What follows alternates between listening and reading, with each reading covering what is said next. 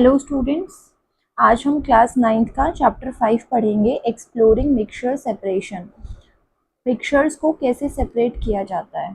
अभी तक हमने 8th क्लास में छोटे मोटे से मिक्सचर्स देखे थे, जैसे अगर दाल चावल मिक्स हो गए हैं तो हम उन्हें हैंड पिकिंग से अलग कर देते हैं, हाथ से उठाकर अलग कर देते हैं। उसके अलावा अगर कोई आयरन का मटेरियल, लोहे का या कोई मेटल का मटेरियल रेत वगैरह में किसी चीज़ में मिक्स हो गया है तो हम उसे बाय मैग्नेटिक सेपरेशन, मैग्नेट का यूज़ करके अलग कर देते हैं। कुछ चीज़ें हम फिल्टर करके छान के अलग कर देते हैं। इस तरीके से अभी तक हमने पढ़ा था। अब हम पढ़ेंगे उससे थोड़ा सा आगे कि अगर हमारे पास अब कुछ ऐसे सॉल्यूशंस मिक्स हो गए हैं, जैसे कि सॉलिड में लिक्विड, लिक्विड में गैस, कुछ भी थोड़ा कॉम्प्लिकेटेड, थोड़ा अपर लेवल, अब हम इसका देखेंगे। हमारे पास बच्चों यहाँ पर क्वेश्चन आ रहा है, थिंक इट ओवर में why do suspended particles settle in muddy water over time but not in milk. हमारे पास जो सस्पेंडेड पार्टिकल्स होते हैं मडी वाटर के अंदर, मिट्टी का पानी के अंदर मिट्टी मिक्स कर दी है, उसमें जो पार्टिकल्स हैं वो थोड़ी देर के बाद बैठ जाते हैं, लेकिन मिल्क में ऐसा नहीं होता, दूध में ऐसा नहीं होता। तो क्यों नहीं होता ये सोचना है। आगे इन सभी क्वेश्चंस के आंसर मिल जाएंगे। How is evaporation different from boiling. Evaporation boiling से कैसे अलग होता है। Why do you see bright rays of sunlight when it passes through small gaps between leaves of dense tree? घने जंगलों में पत्तियों के बीच में से जो थोड़ी सी रोशनी आ रही होती है, थोड़ी सी सनलाइट आ रही होती है, वो हमें कैसी दिखती है, क्यों इतनी ब्राइट रेज दिखती हैं, क्या होता है वो। तो ये सारी चीज़ें हम पढ़ते हैं। अब टेबल ऑफ कंटेंट, इस चैप्टर के अंदर हमारे क्या क्या टॉपिक है। How do we classify mixtures, mixtures का वर्गीकरण कैसे करें, मिक्सचर्स को अलग अलग टाइप में कैसे बांटा जाएगा। सॉल्यूशंस क्या होते हैं, उसके पार्ट है सॉल्यूट और सॉल्वेंट, विलयन, विलय और विलायक क्या होता है। कंसंट्रेशन ऑफ सॉल्यूशन, हमारे सॉल्यूशंस का क्या कंसंट्रेशन होगा। विलयन की सांद्रता, मास by mass percentage, mass by volume, volume by volume percentage के फॉर्मूलेस, ये हम इसमें पढ़ेंगे। सॉल्युबिलिटी ऑफ सब्सटेंसेस, अलग अलग जो हमारे सब्सटेंस होते हैं उनकी सॉल्युबिलिटी के बारे में पढ़ेंगे कि वो किस चीज़ में विलेयता, मतलब सॉल्युबल होंगे, घुल जाएंगे। क्रिस्टलाइजेशन प्रोसेस होती है ये सेपरेशन की। अब हमारे पास सारी 6th से नीचे हमारे पास सारी सेपरेशन की टेक्निक्स आ रही हैं।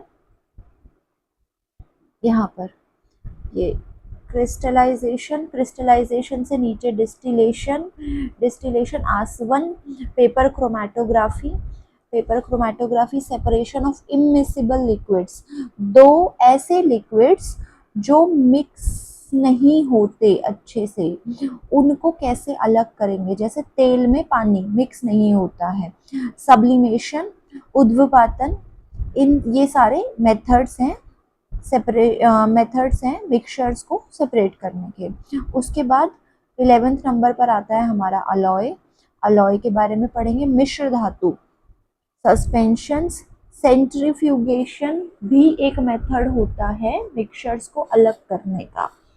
कोएगुलेशन, फिर colloids, Tyndall effect, Tyndall effects and enumeration, emulsions, फिर पॉज एंड पॉन्डर के क्वेश्चंस देखेंगे, और लास्ट में chapter at a glance summary, chapter को एक समरी की तरह देखकर खत्म करेंगे। तो ये 20 टॉपिक्स हैं जो आज हम करने वाले हैं। लेट्स स्टार्ट बच्चों। चैप्टर का इंट्रोडक्शन यहाँ से हम स्टार्ट करते हैं। Separating mixture is a fascinating science with everyday importance. हमारी डेली लाइफ की इम्पोर्टेंस के साथ डेली लाइफ में मिक्सचर्स को सेपरेट करना बहुत इम्पॉर्टेंट चीज़ होती है, बहुत इम्पॉर्टेंट टॉपिक होता है। जैसे कि सिंपल सा सोचो, चाय बना रहे हैं, चाय बनाने में हमने चाय पत्ती और जो हमारा चाय बनी है वो मिक्स होती है, उसको हमें अलग करना है। अगर हमें फिल्ट्रेशन के बारे में पता ही ना होता, छानने के बारे में पता ही ना होता, छलनी जैसी चीज़ बनी ही ना होती, तो ये सेपरेशन नहीं हो पाता, बहुत बड़ी चीज़ मिस हो जाती है। तो ऐसे ही जो हमारी एवरीडे लाइफ है उसमें मिक्सचर्स को सेपरेट करना एक बहुत बड़ा टॉपिक है। Example, sugar white crystals is extracted from green tall sugarcane plants. बहुत बड़े बड़े ग्रीन sugarcane plants होते हैं गन्ने के खेत में, जो गन्ने के पौधे लगे हुए होते हैं, उनसे हमें शुगर बनाना भी एक मेथड ऑफ सेपरेशन ही है, मिक्सचर्स को सेपरेट करना ही है. Doctors detect malaria using a few drops of blood made it possible by separation technique. Blood में से मलेरिया को डिटेक्ट करना भी सेपरेशन की टेक्निक से ही पॉसिबल हो पाया है. इस चैप्टर के अंदर हम मिक्सचर्स के बारे में बहुत डेप्थ में पढ़ेंगे, बहुत डिटेल में पढ़ेंगे, उनके प्रॉपर्टी, उनके बिहेवियर, उनकी सेपरेशन टेक्निक्स, उनकी एप्लीकेशन में जैसे इंडस्ट्रियल एप्लीकेशन में शुगर प्रोडक्शन आ गया, चीनी बनाना, मेडिकल में ब्लड टेस्ट वगैरह हो गए, हाउस होल्ड घर के कामों में कुकिंग वगैरह हो गई, ये सब हमारी इसी टॉपिक से रिलेटेड एप्लीकेशंस हैं. अब आता है हमारे पास थिंक इट ओवर, सोचिए. व्हाई डू सस्पेंडेड पार्टिकल्स, ये तो जो अभी थोड़ी देर पहले डिस्कस किया था कि मडी वाटर में, रेत के पानी में, मिट्टी वाले पानी में सस्पेंडेड पार्टिकल्स जो होते हैं वो नीचे क्यों बैठ जाते हैं, दूध में क्यों नहीं बैठते. उसके बाद how is evaporation different from boiling, evaporation boiling से अलग कैसे है. And why do you say bright rays of sunlight passing through gaps in dense tree leaves, बहुत घनी ट्री लीव्स के बीच में से हमें ब्राइट लाइट ऑफ सनलाइट, सूरज की बहुत अच्छी सी ब्राइट सी रोशनी कैसे दिखाई देती है. तो इन सब क्वेश्चंस के बारे में हम डिस्कस करेंगे आगे चलकर.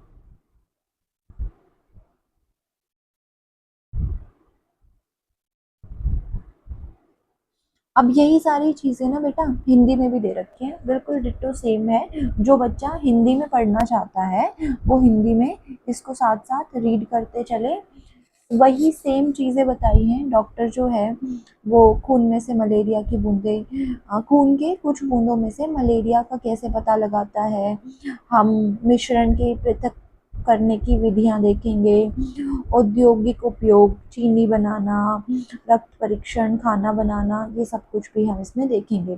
स्टार फैक्ट्स के अंदर क्या दिया है, मैं इसमें ना हर पेज के बाद बेटा कुछ important points, important questions, star fact box मतलब जो इंपॉर्टेंट चीज़ें लग रही हैं वो बिल्कुल एंड में नोट की गई हैं. की ideas, separation of mixtures is basis of sugar production, medical test and water purification. इस पेज को पढ़ने के बाद हमें क्या समझ में आया है वो लिखा है कि सेपरेशन ऑफ मिक्सचर्स जो होता है वो बेसिक है, बिल्कुल बेसिक चीज़ है. शुगर प्रोडक्शन जैसे मेडिकल टेस्ट, वाटर प्यूरिफिकेशन, इसमें हमारा यही वाला कंसेप्ट चल रहा है इन सारे काम के अंदर कि हमें सेपरेशन ऑफ मिक्सचर सीखना है. तो हम अपनी ये बेसिक सी चीज़ें तभी सीख जाएंगे. अब next, how can we classify mixtures, mixtures का वर्गीकरण कैसे करना है. पहले आते हैं हमारे पास होमोजीनस टाइप और हेट्रोजीनस. होमोजीनस मतलब समांगी मिश्रण और हेट्रोजीनस मतलब विषमांगी मिश्रण. से यहाँ तक हमें इंग्लिश में दे रखा है और उससे नीचे जो है सेम टॉपिक है लेकिन हिंदी में दे रखा है. मैं एक ही तरीके से रीड करके बताऊंगी, या तो इंग्लिश या हिंदी, और सभी बच्चे साथ साथ दोनों, जिसको हिंदी में देखना है वो हिंदी में देखता जाए, जिसको इंग्लिश में देखना है उसको इंग्लिश में देखता जाए. होमोजीनस मिक्सचर हमारे पास समांगी मिश्रण, इसको हम बोलते हैं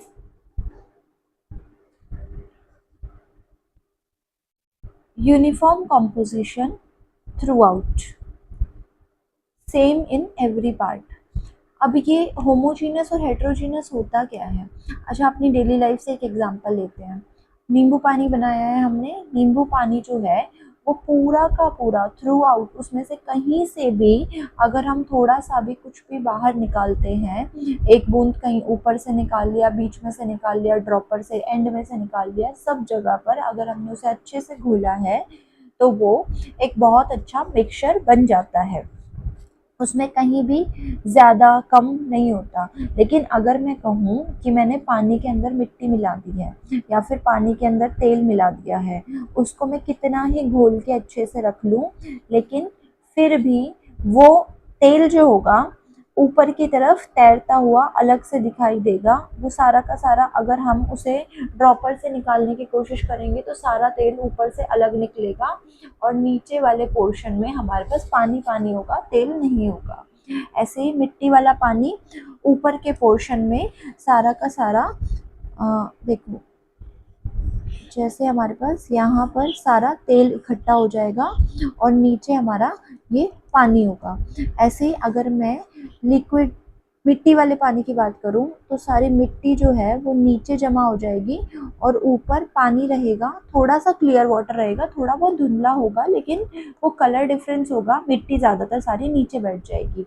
तो ये जो इस टाइप के ये मिक्सचर होते हैं जिसमें हमें अलग से विजिबल बाउंड्री दिखाई दे रही है, यहाँ पर ये बाउंड्री दिखाई दे रही है, यहाँ पर ये अलग से बाउंड्री दिखाई दे रही है। तो जहाँ हमें विजिबल बाउंड्री दिखाई दे जाती है वो हमारे हेटेरोजीनस विषमांगी मिश्रण होते हैं और जो हमें थ्रू आउट क्लियर सेम दिखाई देता है वो हमारा समांगी होमोजीनस मिक्सचर होता है। अब इसकी डेफिनेशन एक बार पढ़ लेते हैं। होमोजीनस मिक्सचर यूनिफॉर्म कॉम्पोजिशन होता है, पूरे के पूरे पार्ट जो है सब जगह पर सेम होता है। जैसे एग्जाम्पल शुगर वाटर, पानी में चीनी मिलाई है, हर जगह सेम मिठास रहेगी। Vinegar, acetic acid in water, acetic acid को वाटर में मिलाकर विनेगर बनता है, ये भी थ्रू आउट सेम रहता है। एरिएटेड ड्रिंक्स, एरिएटेड ड्रिंक्स क्या होती हैं? जो हमारी ऐसी ड्रिंक्स जिसके अंदर हमने कार्बन डाइऑक्साइड गैस मिक्स करी हुई होती है। बोलते हैं ना गैस निकल गई, मीठा मीठा हो गया, क्या कोल्ड ड्रिंक की बात करते हैं, तो वो वही एरिएटेड ड्रिंक्स होती हैं। Rule, a solution always remains homogeneous, solution जो है बेटा वो हमेशा होमोजीनस होता है। ये सॉल्यूशन जो है वो हमेशा होमोजीनस ही रहता है। अब नेक्स्ट आता है हेट्रोजीनस, ये नॉन यूनिफॉर्म कॉम्पोजिशन होता है, डिफरेंट इन डिफरेंट पार्ट्स, कहीं पर ज़्यादा कहीं पर कम। जैसे sand particles visible in water, पानी के अंदर सैंड के पार्टिकल्स जो हैं, रेत के जो पार्टिकल्स होते हैं वो विजिबली दिखाई देते हैं हमें और थोड़ी देर के बाद वो बैठ जाते हैं। एग्जाम्पल में sand in water, oil in water, chalk in water या सॉइल। पानी के अंदर तुम मिट्टी डाल दो, तेल डाल दो, चॉक पाउडर डाल दो, कुछ भी डाल दो, वो एक अलग से बाउंड्री बनाता है। अब ये अगला दिया लेज़र टेस्ट। लेज़र टेस्ट क्या है? अगर हमने सॉल्ट वाटर लिया है, हम लेज़र लाइट से, लेज़र लाइट की एक लेज़र बीम पास करते हैं इसमें से, तो ये जो क्लियर रास्ता, क्लियर पाथ हमें इसका दिखाई देता है, नो स्कैटरिंग, कोई स्कैटरिंग नहीं होती। अब स्कैटरिंग क्या है? स्कैटरिंग होता है बेटा ऐसे लाइट अलग अलग दिशा में जाते हुए नहीं दिखती है। यहाँ पर चॉक और वाटर अगर हम बनाते हैं, चॉक और वाटर में से लेज़र लाइट हमने निकाली तो हमें ना ये दो अलग अलग दिशाओं में जाते हुए दिखाई देगी। लाइट जो है वो बिखरी बिखरी सी दिखाई देगी।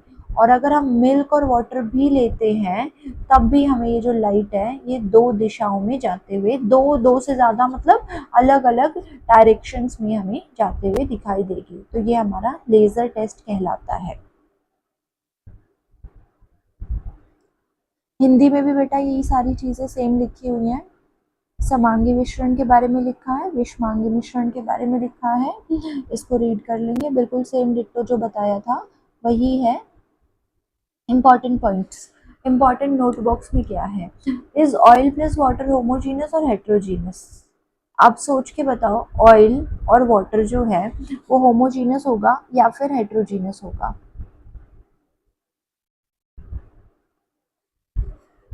आंसर भी दिया है हेट्रोजीनस होगा, क्योंकि दे फॉर्म सेपरेट लेयर्स। मैंने अभी थोड़ी देर पहले बताया था, अगर मैं पानी के अंदर तेल डाल दूं तो तेल की जो है इस तरीके से एक परत सी आ जाएगी और जहाँ पर हमें ये बाउंड्री दिखाई देती है वो हमारे विषमांगी मिश्रण या हेटेरोजीनस होते हैं। इसको हम हेटेरोजीनस बोलते हैं। ठीक है, इसमें हम देखेंगे मिक्सचर्स क्लासिफिकेशन चार्ट। मिक्सचर्स को क्लासिफाई करने के लिए हमने एक टेबल बनाया है, कंपैरिजन टेबल है। साइड में हमने प्रॉपर्टीज लिखी हैं और होमोजीनस और हेट्रोजीनस के बीच डिफरेंस देकर हमारा जो इस लाइन के बाद, ये जो लाइन दी है, इस लाइन के बाद सेम सारी जो चीज़ें हैं, ये ऊपर और नीचे दोनों तरफ सेम लिखा है, सिर्फ इंग्लिश मीडियम और हिंदी मीडियम का इसमें डिफरेंस है। तो अब हम देखते हैं क्या डिफरेंस देखना है हमें, होमोजीनियस और हेट्रोजीनियस के बीच डिफरेंस देखना है। प्रॉपर्टी सबसे पहले आती है हमारे पास प्रॉपर्टी कॉम्पोजिशन। कॉम्पोजिशन मतलब संरचना, कि वो कैसे बना है। यूनिफॉर्म थ्रू आउट, ये पूरी जगह, हर जगह यूनिफॉर्म दिखाई देता है। इसमें हमारे पास कुछ भी अलग नहीं दिखता। हम कहीं से भी, अगर नींबू पानी की बात करें, कहीं से भी, या मीठा पानी, नमक का पानी, कुछ भी, कहीं से भी तुम यहाँ से निकाल लो, यहाँ से निकाल लो, कहीं से भी निकाल लो, वो हमारे पास हर जगह से सेम निकलेगा। कुछ अलग, ज़्यादा कम ज़्यादा कुछ नहीं होगा। लेकिन हेट्रोजीनियस जो होता है, वो जहाँ उसकी बाउंड्री होती है वो वहाँ से ज़्यादा निकलता है। और दूसरी जगह, जैसे यहाँ सॉल्ट, अगर सैंड वाला, रेत वाला पानी की मैं बात करूँ, तो रेत वाला पानी जो है वो यहाँ से ज़्यादा रेत निकलेगा, ऊपर से कम निकलेगा। ऑयल वाटर की बात करूँ तो यहाँ से ऑयल ज़्यादा निकलेगा, वाटर कम निकलेगा। तो ये हर जगह पे सेम नहीं होता। उसके बाद अगला आता है विजिबिलिटी ऑफ पार्टिकल्स। पार्टिकल्स की विजिबिलिटी या पार्ट्स की विजिबिलिटी। होमोजीनियस में हमें कुछ भी अलग से दिखाई नहीं देता, लेकिन हेट्रोजीनियस में हमें अलग अलग पार्टिकल्स दिखाई दे जाते हैं। सेटलिंग, अब अगला आता है सेटलिंग का। सेटल कैसे होते हैं, सेटल डाउन कैसे होना होता है। होमोजीनियस जो होता है वो बेटा, वो सेटल नहीं होता। सेटल क्यों नहीं होता, क्योंकि देखो हमारे पास, अगर हमने, अब हमारे पास, हम क्या देख रहे थे, प्रॉपर्टीज देख रहे थे, तो हमने कॉम्पोजिशन देख लिया है। होमोजीनियस जो होता है वो थ्रू आउट सेम होता है, पूरी जगह, हर जगह पर सेम कॉम्पोजिशन होता है। लेकिन हेट्रोजीनियस के अंदर हमारे पास, मैं हेट्रोजीनियस में दूसरी तरफ बना देती हूँ, इधर हम होमोजीनियस देख लेते हैं और इस तरफ हम हेट्रोजीनियस देख लेते हैं। तो यहाँ पर होमोजीनियस के अंदर हमारा जो कॉम्पोजिशन है वो थ्रू आउट सेम रहता है, कुछ भी अलग नहीं है। लेकिन हेट्रोजीनियस के अंदर हमारे पास अलग से यहाँ पर बाउंड्री दिखाई देती है, या तो ऊपर की तरफ या नीचे की तरफ, ये हमें बाउंड्री दिखाई देती है। विजिबल पार्टिकल्स, इसके अंदर हमारे पास कुछ भी हमें अलग से नहीं दिखता, सारा सेम सा दिखाई देता है। लेकिन हेट्रोजीनियस के अंदर, विषमांगी के अंदर, यहाँ पर हमें अलग लेयर और नीचे भी हमें बहुत बार अलग लेयर दिखाई देती है। अब थर्ड आता है सेटलिंग का। सेटलिंग क्या चीज़ होती है, सेटल डाउन, कैसे चीज़ें, हिंदी में बोलते हैं तलछट, नीचे तले में बैठ जाना। तो यहाँ जब हम होमोजीनियस की बात कर रहे हैं, नींबू पानी बनाया, पानी में नमक डाला, वो पूरी जगह पर वो अपने आप ही मिक्स होकर स्टेबल होता है, तो वो पूरी जगह घुला रहता है, वो कभी सेटल डाउन नहीं होता, नीचे बैठता नहीं है। लेकिन यहाँ अगर मैं हेट्रोजीनियस की बात करूँ, विषमांगी की बात करूँ, तो इसके अंदर, क्योंकि ये स्टेबल ही नहीं है, या तो ये ऊपर की तरफ इकट्ठा हो जाएगा या ये नीचे की तरफ बैठ जाएगा, तो ये सेटल डाउन हो जाता है थोड़ी देर में। फिल्टरेशन, जब यहाँ पर हमारे पास होमोजीनियस सारा सब कुछ एक साथ ही मिक्स है, तुम चीनी वाले पानी को छान के देख लो, वो चीनी वाला पानी ही रहेगा, उसमें से चीनी अलग और पानी अलग नहीं होगा। लेकिन अगर हम इसको छानेंगे, चौक के पानी को, मिट्टी के पानी को, तेल के पानी को, तो फिल्टर करने पर कई बार फिल्टर हो जाता है, मटेरियल उसके अंदर अलग अलग जो डले हुए होते हैं वो अलग हो जाते हैं।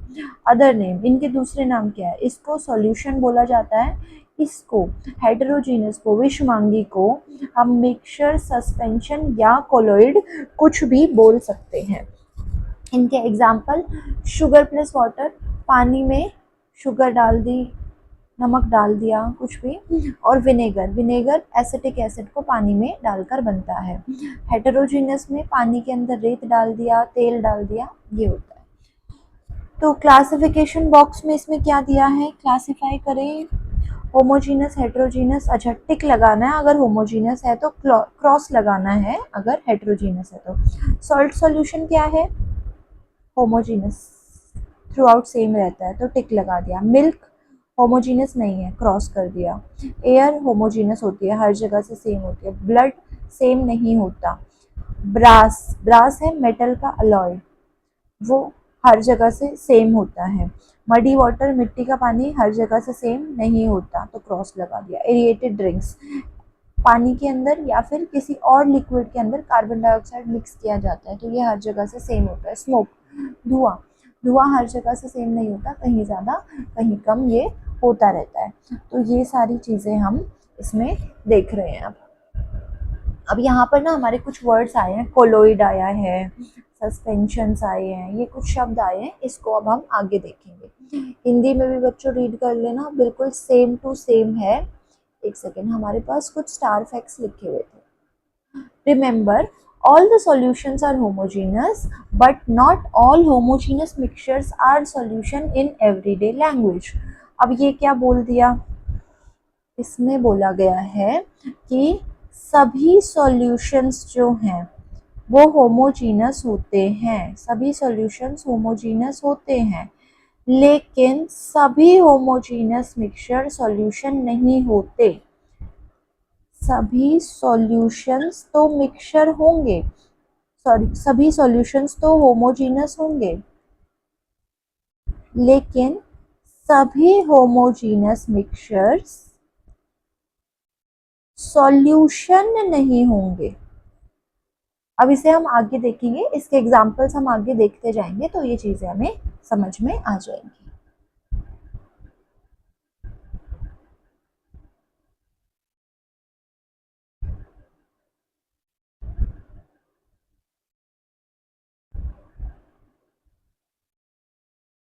अब हमारे पास कुछ डेफिनेशंस हैं। सॉल्यूट क्या होता है? Dissolve particles in for a main solute.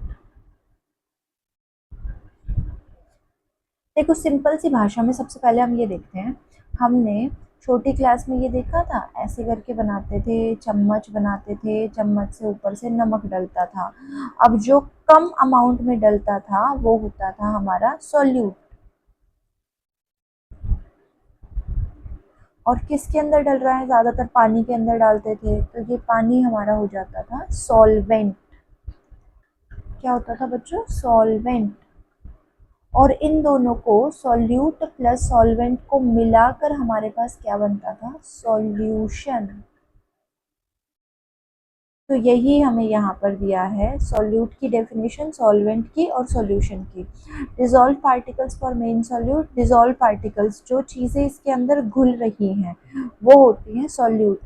और solvent composition for same in dry solvent. ये ना थोड़ा कॉम्प्लिकेटेड सा है, इसकी जगह मैं सिंपल भाषा में बताती हूँ। जो चीज़ हम डाल रहे हैं वो होता है सॉल्यूट, जिसके अंदर हम डाल रहे हैं वो आता है सॉल्वेंट, और जो हमारा दोनों को मिलाकर बन गया वो हमारा बनता है सॉल्यूशन।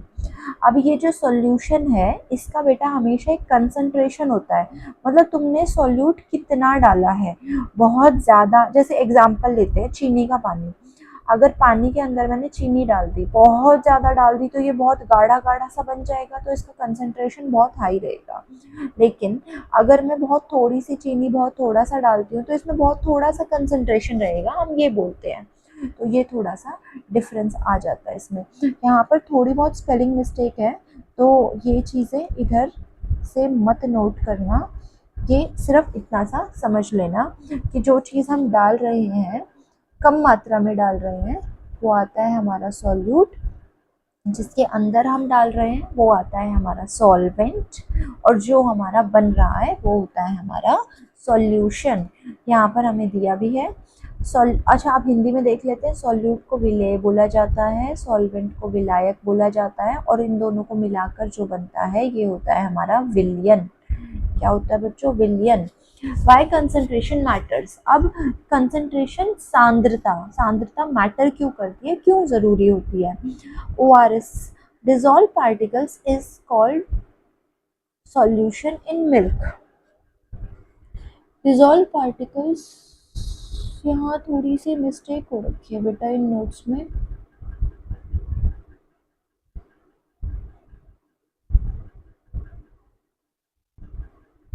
यहाँ पे स्पेलिंग मिस्टेक है, थोड़ी सी चीज़ें गलत लिखी हुई हैं इसमें, एआई के नोट्स थे इसलिए थोड़ा सा गलत हो गया, कोई बात नहीं, मैं इसे एक्सप्लेन कर देती हूँ। कंसंट्रेशन मैटर क्यों करता है, सांद्रता मैटर क्यों करती है, कि क्या कंसंट्रेशन होना चाहिए। देखो होता क्या है, हम जब लैब में केमिकल्स वगैरह से काम करते हैं तो हमें एक fixed amount of solute add करके कुछ बनाना होता है, हम अपनी मर्ज़ी से कुछ भी ऐड नहीं कर सकते हैं। जैसे दवाइयाँ हैं, दवाइयों की बॉटल के ऊपर लिखा होता है M/V 5%, 10%, मतलब जितनी नीड होती है। अगर हमने सॉल्वेंट में पानी लिया है या पानी के अलावा कोई भी चीज़ ली है जिसके अंदर हमने कोई सॉल्यूट ऐड करके उसको बनाया है, तो अब हर चीज़ हमारी ज़रूरत के हिसाब से हम उसे ऐड करते हैं इसके अंदर, कि वो कितने कंसंट्रेशन की, या फिर बिल्कुल सिंपल अपनी लोकल भाषा में कहें तो कितनी गाढ़ी वो चीज़ बननी चाहिए, तो उसको हम उसकी कंसंट्रेशन या सांद्रता। अब हमें यहाँ पर एक साइंटिस्ट के बारे में बताया है, दिलीप महालोनबिस। ये क्या, इन्होंने क्या किया था, ये ओआरएस के जनक हैं। ओआरएस पता है ना, जब उल्टी दस्त वगैरह लगते हैं तो जो ओआरएस दिए जाते हैं वो। तो ये इंडियन पीडियाट्रिशियन हैं, जो बच्चों के डॉक्टर होते हैं, बंगाल में ये पैदा हुए थे। इन्होंने पूरे इंडिया में काम किया था। 1971 में बांग्लादेश की वॉर के टाइम पर, रिफ्यूजी क्राइसिस जो हुए थे उस टाइम पर, इन्होंने ओआरएस, ओरल रिहाइड्रेशन सॉल्यूशन, ये बनाया था, और ये बहुत सारे कॉलेरा पेशेंट्स को दिया गया था जिनको कॉलेरा हो रखा था। कॉलेरा में उल्टी दस्त ज़्यादा लगते हैं बच्चों, तो उल्टी दस्त वालों को नमक चीनी का घोल बनाकर, एक तरीके से सिर्फ नमक चीनी का घोल ही होता है ओआरएस, इलेक्ट्रोलाइट्स भी होते हैं जिसमें कुछ और जो उससे थोड़ा हाइयर होता है, इन्होंने ओआरएस बनाया था। तो ओआरएस बनाकर दिया था, mixture of salt and water, salt and sugar in water, जो डायरिया, दस्त लगना, उल्टी होना, इन सब में डिहाइड्रेशन, जो शरीर में पानी की कमी हो जाती है उसको ठीक करने में मदद करते हैं। और WHO वर्ल्ड हेल्थ ऑर्गेनाइजेशन ने इसको अडॉप्ट किया और इनके काम की सराहना की कि हाँ, ये ओआरएस जो है ये वन ऑफ द सिंपलेस्ट, सबसे सस्ता, सबसे चीप और लाइफ सेविंग मेडिसिन बन गया है, क्योंकि ओआरएस जो है वो बहुत ज़रूरी होता है। ये चीज़ किसी ने नोट नहीं की थी कि उल्टी दस्त के टाइम पर नमक चीनी की मात्रा हमारे शरीर में, पानी की मात्रा हमारे शरीर में इतनी कम हो जाती है कि हम उसे, उसके कारण बहुत लोगों की पहले डेथ भी हो जाती थी। तो ओआरएस के बारे में किसने बताया, यहाँ पर हम दिलीप जी के ये सारा याद रखेंगे कि ओआरएस कब बना, कब यूज़ हुआ, WHO ने क्या किया। ठीक है, अब नेक्स्ट पेज। यहाँ बीच बीच में साइंटिस्ट के बारे में थोड़ा बहुत आता रहेगा, इसे थोड़ा बहुत रीड करते रहना, बिल्कुल रट्टा मारने की ज़रूरत नहीं है, लेकिन थोड़ा बहुत सबको सब कुछ पता होना चाहिए। अब आता है हमारा कंसंट्रेशन। कंसंट्रेशन ऑफ सॉल्यूशन में इसमें बहुत ज़्यादा दे रखा है, हमें जो पढ़ना है वो ये पढ़ना है, ओआरएस के बारे में इतना नहीं पढ़ना जितना इसमें दे रखा है। तो हम कंसंट्रेशन के बारे में ये देखेंगे यहाँ पर, 3 ways टू एक्सप्रेस, 3 तरीके जिनसे हम कंसंट्रेशन को एक्सप्रेस करते हैं। कंसंट्रेशन होता क्या है, amount of solute, solute upon में अमाउंट ऑफ सॉल्वेंट या सॉल्यूशन, कितना, ये हम ये डायग्राम देख रहे थे, हमारे पास कुछ लिक्विड था, उसके अंदर हमने कुछ सॉल्यूट डाला था, तो जो अब ये सॉल्यूट डल रहा है इसकी अमाउंट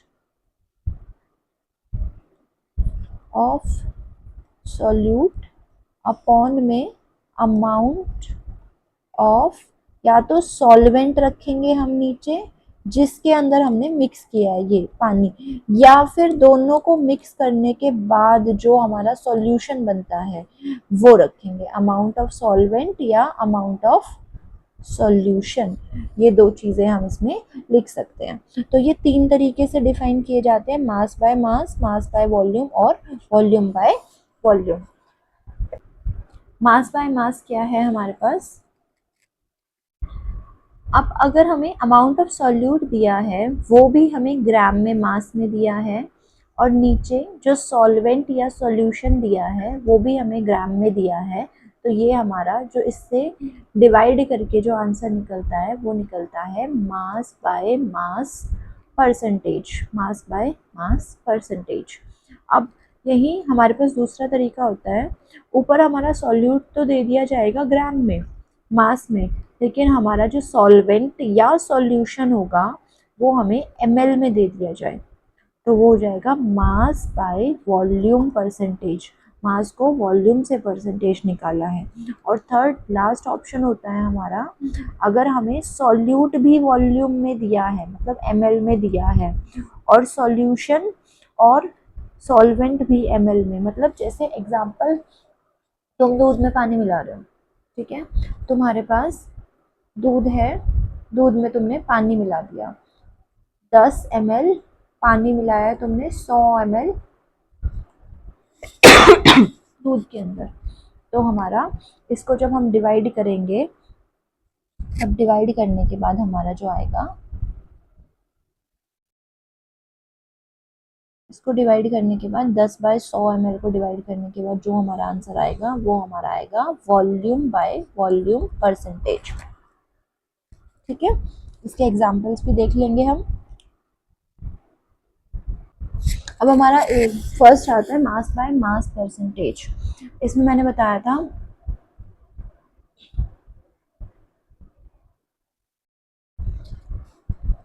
यहाँ पर एग्जांपल दिया है, 10 ग्राम ऑफ सॉल्ट को अगर हम 90 ग्राम ऑफ वाटर के अंदर डिसॉल्व करते हैं, यहाँ पर दोनों चीज़ें ग्राम में दी हैं। मास ऑफ सॉल्ट क्या है 10 ग्राम, 10 ग्राम को सॉल्वेंट दिया है हमें 90 ग्राम ऑफ वाटर के अंदर। हम नीचे रखते हैं mass of solute, mass by mass percentage निकालने के लिए हमें नीचे फॉर्मूले में सॉल्यूशन चाहिए। सॉल्यूशन क्या होता है बेटा, solute plus solvent, solute plus solvent, इसीलिए हम यहाँ पर सबसे पहले रखेंगे mass of solute. Mass of solute होगा हमारा 10 ग्राम, और मास ऑफ सॉल्यूशन, सॉल्यूशन के लिए मैं लूँगी पहले सॉल्यूट 10 था जो, प्लस सॉल्वेंट 90, नमक और पानी मिलाकर ही तो सॉल्यूशन बनेगा ना, तो नीचे हमारा जो सॉल्यूशन आता है उसमें हम ये दोनों चीज़ें ऐड करके लिखेंगे। तो 10 बाय 10 प्लस 90 कितना हो गया, 10 बाय 100। अब इसको बस काट लो, ये आ गया 0.1%, 0.1% हमारा ये आंसर निकल गया। मास बाय मास से हमारी इसकी परसेंटेज निकल गई। इसके एग्जाम्पल क्या है, मिल्क पाउडर, मिल्क पाउडर जो बनता है वो मास बाय मास परसेंटेज से बनता है। स्पाइसेस जो मसाले वगैरह होते हैं वो हमारे मास बाय मास से ही बनते हैं।